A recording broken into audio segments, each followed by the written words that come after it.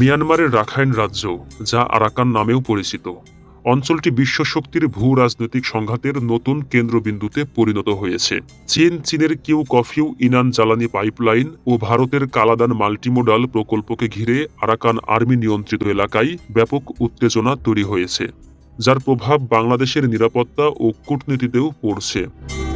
চীনের এই করিডোরটি মালাক্কা প্রণালীর উপর নির্ভরতা কমিয়ে তাদের জন্য স্ট্র্যাটেজিক গভীরতা নিশ্চিত করেছিল, কিন্তু এখনও যুক্তরাষ্ট্র চাই এই করিডোরকে অস্থির করে তোলা হোক।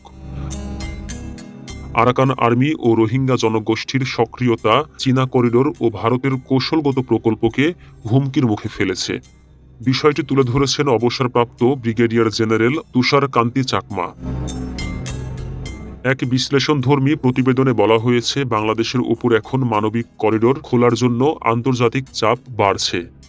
একই সঙ্গে ভারতের অনবরত পুশিন নীতি ও রাখাইন সীমান্তে অস্থিরতা দেশটির জন্য এক বহুমাত্রিক নিরাপত্তা সংকট তৈরি করেছে। চীন ইতিমধ্যেই বাংলাদেশের সঙ্গে 50 বছরের নদ নদী ব্যবস্থাপনা, তিস্তা প্রকল্প ও বিনিয়োগ সহ গুরুত্বপূর্ণ প্রতিশ্রুতি দিয়েছে।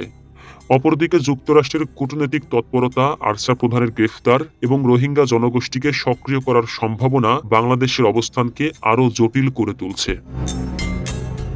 ভারতের কালাদান প্রকল্পের একটি অংশ আরাকান আর্মি নিয়ন্ত্রিত পালেটওয়ালা অঞ্চলে পড়েছে। এর ফলে দিল্লি ও ওয়াশিংটনের মধ্যে নীতিগত পার্থক্য তৈরি হওয়ার আশঙ্কা দেখা দিয়েছে। এই প্রেক্ষাপটে বাংলাদেশ কিভাবে নিরপেক্ষতা বজায় রাখবে, সেটি এখনও প্রধান কূটনৈতিক প্রশ্ন। চট্টগ্রাম বন্দরকে আঞ্চলিক ট্রানজিট কেন্দ্রে রূপান্তরের যে স্বপ্ন বাংলাদেশ দেখছে, রাখাইন অঞ্চলের অস্থিরতা ও বিদেশি শক্তির দ্বন্দ্বে তা হুমকির মুখে পড়েছে। সীমান্তে অস্ত্র পাচার এবং নতুন রোহিঙ্গা ঢলের আশঙ্কাও বাড়ছে। এই সংকট মোকাবেলায় বাংলাদেশের জন্য প্রধান 3টি করণীয় হতে পারে: 1. সীমান্তে গোয়েন্দা ও সামরিক প্রস্তুতি জোরদার করা। 2. আন্তর্জাতিক কূটনৈতিক ফোরামে সক্রিয় হওয়া। 3. যুক্তরাষ্ট্র, চীন ও ভারতের সঙ্গে ভারসাম্যপূর্ণ সম্পর্ক বজায় রাখা।